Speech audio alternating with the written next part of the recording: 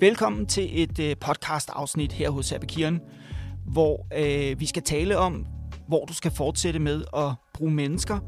Vi er jo i en tid, hvor mange forretningsprocesser kan blive erstattet af AI-agenter.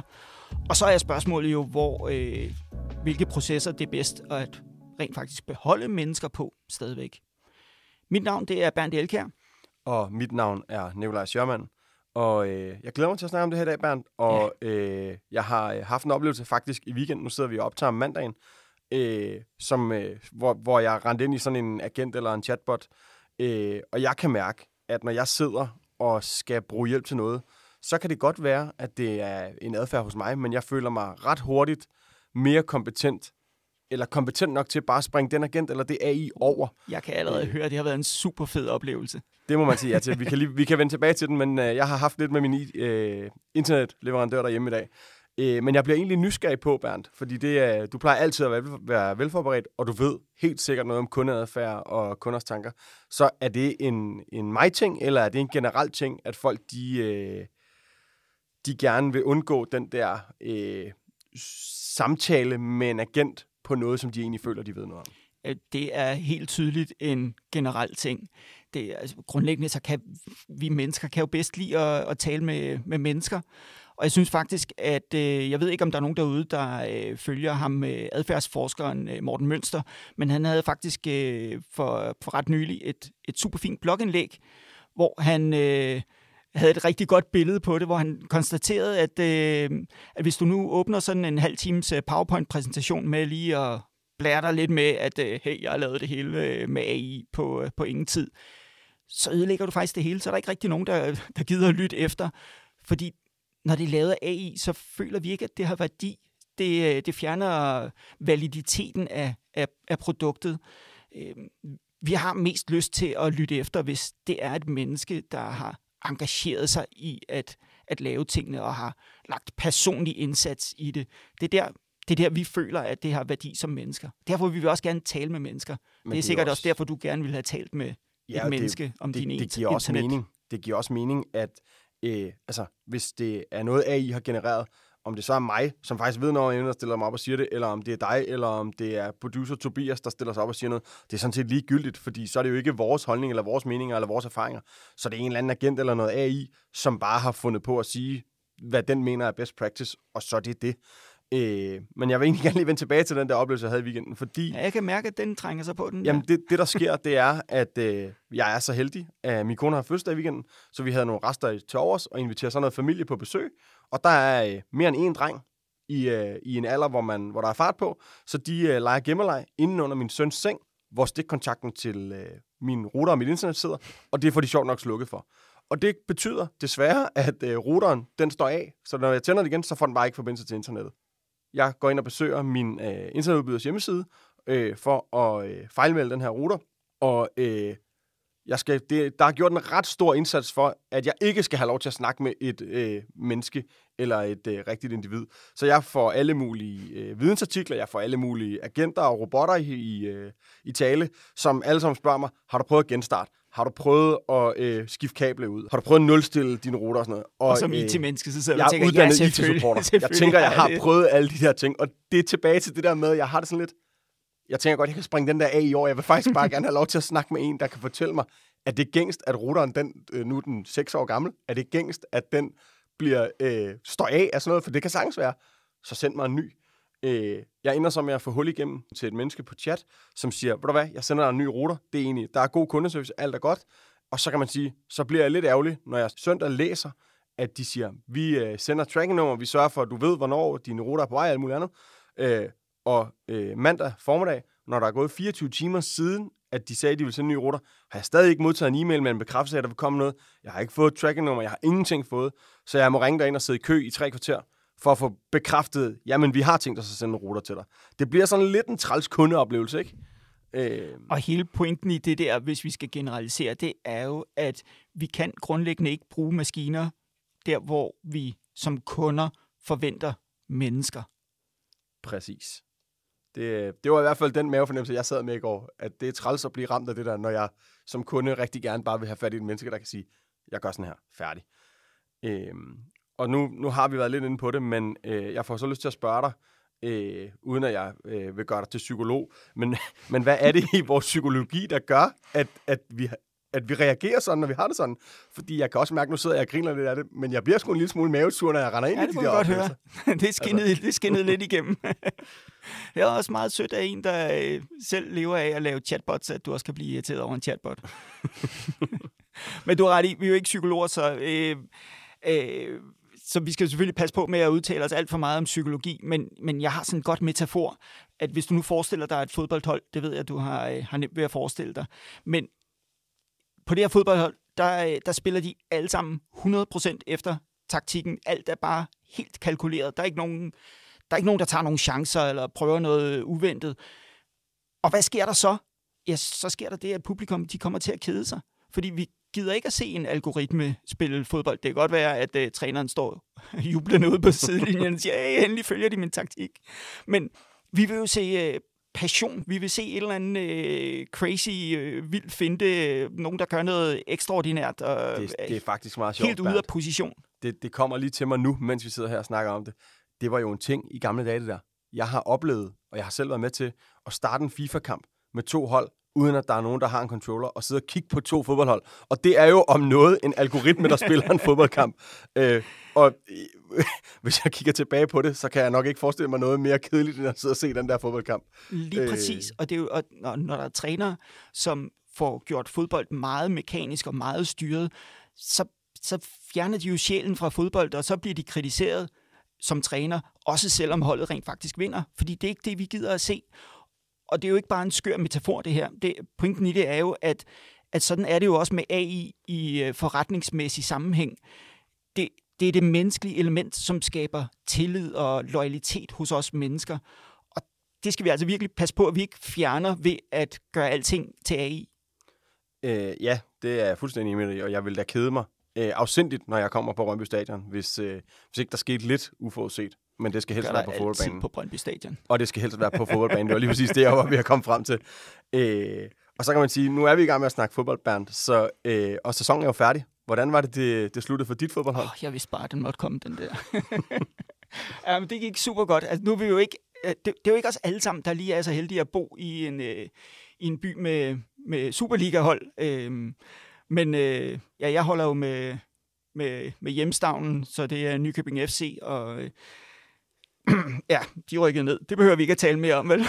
Ja, man kan sige, hvis vi skal gå til hjemstavnen, så kan jeg også holde lidt med Fremad Amager. De rykkede så ikke op, hvilket man kunne have håbet på. Men lad nu det ligge. Ja, godt. Nå, vi må hellere komme tilbage på sporet. En af pointerne i det her, det er jo, at AI kommer til at ændre virkelig meget på markedsvilkårene for virksomhederne. Fordi alt det der, vi snakker om, der kan automatiseres via AI, det er jo noget, der tidligere har krævet virkelig stor indsats fra mennesker. Og når noget kræver en stor indsats fra mennesker, så ender det med at blive en konkurrencefaktor over for kunderne. Fordi der vil være nogle virksomheder, som er i stand til at yde den her ekstra indsats. Og der er nogle andre, som ikke vil være i stand til det. Og derfor så vil det være en konkurrencefordel for de virksomheder, som kan bruge ekstra mennesketid på et eller andet. Ja, men jeg får jo lyst til at spørge dig, Bernd, når du siger sådan, hvis nu at alle virksomheder så lykkedes med at gøre AI til en del af deres dagligdag, bliver de så ikke bare alle sammen det samme? Tilbage til det der med Morten Mønster og PowerPointen, at hvis alle kan lave den PowerPoint, og alle kan stille sig op og sige det, udvander vi det så ikke bare? Bliver vi så ikke bare ens alle sammen? Jo, det har du ret i. I første omgang, så risikerer vi, at alle kommer til at blive fuldstændig ens og levere fuldstændig den samme service. Men så tror jeg på, at der sker jo det, at vi løfter barren, at kravene stiger. Konkurrencen den flytter over på et eller andet, som det ikke er alle virksomheder, der kan gøre. Så jeg tror, at kunderne i sidste ende vil søge den der menneskelige indsats, som det så er nogle få virksomheder, der kan gøre. Så AI-agenterne, de kommer altså ikke til at erstatte mennesker og bare fuldautomatisere alle virksomheder, sådan at de alle sammen bliver ens. De kommer i første omgang til at automatisere virksomhederne, men så kommer de også virkelig meget til at ændre kundernes adfærd. Og det betyder så, at kunderne de vil så i fremtiden lægge vægt på nogle helt andre ting, end de gør i dag. Nemlig nogle af de ting, hvor der så i fremtiden er noget menneskelig adfærd. Og det gode spørgsmål, det er jo så, hvad er det for nogle ting? Og det er jo så op til virksomheden at finde ud af, hvor er det konkurrencen, den kommer til at stå i fremtiden. Ja, og man kan sige, jeg får lyst til at stille dig et spørgsmål, fordi jeg som udvikler og leverandør, udvikler er et stort ord at sætte på mig selv, men lad nu det ligge, som leverandør af en platform, der blandt andet kan bruges til marketing, så noget af det, vi har synes var mega fedt og sejt, det er, at man lige pludselig har kunne generere billeder og tekst til produkter af den ene eller den anden art. Fordi det har jo, det ved du sikkert mere om, end jeg gør, men det har jo været en ting, der har taget oceaner af tid tidligere, at have fotografer ude og tage billeder i forskellige størrelser, forskellige modeller, pasform, alt muligt andet, skrive retvisende gode tekster og sådan noget. Og jeg kan love dig for, at hele marketingbranchen er helt op at køre over, hvor nemt det pludselig er at producere produkttekster og billeder og videoer med tøjmodeller, der drejer rundt, så du kan se det hele i 3D, og hvad ved jeg, hvis man sælger tøj. Men det vil jeg da, altså når jeg sådan, som forbruger, så min første indskydelse er det vil jeg da elske, at jeg så vil kunne få alt det der. Men det elsker vi også i dag, eller det har vi elsket hidtil, men problemet med, at man nu kan gøre det med AI, og i første omgang, så er alle marketingfolkene jo vildt fascineret af, at nu kan vi gøre det on scale, men det, der jo kommer til at ske, det er, at alle vil jo have det, og det hele vil være AI-genereret, og så har det ikke nogen stor værdi mere, fordi hvis du nu for eksempel er inde på sådan en tøjside og kigger efter en skjorte, så vil du gerne se, om den her super flotte skjorte, du har fundet, om den sådan pasformmæssigt måske vil passe til dig, og så ser du på nogle billeder og tænker, ham der, han ser nogenlunde ud ligesom mig, og den sidder fint på ham. Ja, hvis jeg er heldig, kan jeg læse, at han er 1,88 høj og vejer 16 kilo eller sådan noget, som det er helt urealistisk. Det er der jo nogen, der gør, skriver sådan nogle ting på, men problemet er, hvis det er genereret med AI, så mister det jo al troværdighed, fordi altså, AI-motoren skal nok få alting til at se godt ud på den der AI-genererede fotomodel. Så i en meget nær fremtid, så er der jo ikke nogen kunder, der vil tillægge produkttekster eller billeder eller noget som helst andet nogen vægt, for det er jo AI-genereret. Og så vil vi komme til at lægge vægt på noget andet. Og så er spørgsmålet igen, hvad er det? Ja, det er et godt spørgsmål, men det bliver da meget fedt at kunne være en ekstra small. Det vil jeg da glæde mig til. Det er ikke sådan, AI fungerer, Nikolaj. Man kan sige, hvis man kigger på de der ting, som har været mennesketunge processer tidligere. Nu har vi lige snakket om billeder og markedsføring, markedsføringstekster og sådan noget tidligere. Så er det klart, det bliver jo til en ting, som alle kan på kort tid med værktøjerne. Så altså, hvad bliver det så, vi skal til at have fokus på? Det er et super godt spørgsmål. Altså, jeg tør ikke kigge længere frem, end at de ting, som vi nu begynder at kunne lave med AI, som før var meget mennesketungt, de ting bliver til en commodity. Det kommer ikke til at betyde noget for slutkunderne i sidste ende. Og så kommer slaget til at stå et andet sted, hvor det bliver, det tør jeg ikke spå om. Det må vi må vente og se, hvad fremtiden bringer. Men kan vi så spå om, eller komme med et bud på, hvor er det giver mening at holde skarpt fast i at bruge mennesker, og hvor er det giver mening at sætte ind med den teknologi, der er kommet, som nu sagde du tidligere, at det var fedt, at jeg som leverandør af det godt stadigvæk kunne blive sur over, at det kommer. Fordi det er jo netop, når jeg synes, at folk de bruger det et sted, hvor det ikke skal bruges. Og det er jo noget af det, vi også diskuterer med kunder, fordi jeg oplever mange virksomheder, der kommer til os og siger, prøv at høre her, vi skal have noget AI, og det skal bare have, fordi det er det nye, og det er det seje, og det er det sorte. Men de ved ikke, hvor de skal bruge det henne, og i rigtig mange tilfælde, så er det meget hurtigere, nemmere, billigere at lave en automatisering end en AI, der hvor de tror, de skal bruge det. Så er der sådan, kan du sige noget om, hvor du tænker, det giver mening at holde fast i mennesket, og hvor giver det mening at bruge den teknologi, der er kommet? Jeg synes i hvert fald, at virksomheder skal overveje tingene rigtig grundigt, når vi snakker om kunderelationer. Der, hvor at kunderne skal interagere med virksomheden, der skal man passe på med at bruge AI, fordi at mennesker simpelthen bedst kan lide at blive betjent af mennesker og ikke af maskiner. Så det mister noget værdi, hvis man får den kundeoplevelse, du nu har haft med din internetleverandør. Så når det handler om kunderelationen, så synes jeg, man skal overveje det rigtig meget. Men der, hvor det ikke gør nogen forskel for kunderne, eller hvor det er noget rent internt, der kan man bare gå amok. Der er det bare om at effektivisere så meget og hjælpe medarbejderne så meget som overhovedet muligt. Så hvis man skal opsummere det en lille smule, så, og det tror jeg egentlig også, at den konklusion, jeg selv er nået til flere gange tidligere, men så er det noget med at sige, brug det som et sælgeværktøj. Så de steder, hvor du kun ville have haft din egen hjerne til at tænke tidligere, og komme frem til løsninger, og komme frem til at generere ting og sådan noget, brug det der, men lad være med at bruge det til noget, der har en direkte impact eller indvirkning på dine kunder. Ja, det vil jeg helt klart sige. Altså, vi kan jo ikke sætte gang i 100 AI-projekter på én gang, så altså, lad de første 10 være interne processer, som er håndteringstunge, og så tage en stor effektiviseringsgevinst ind der.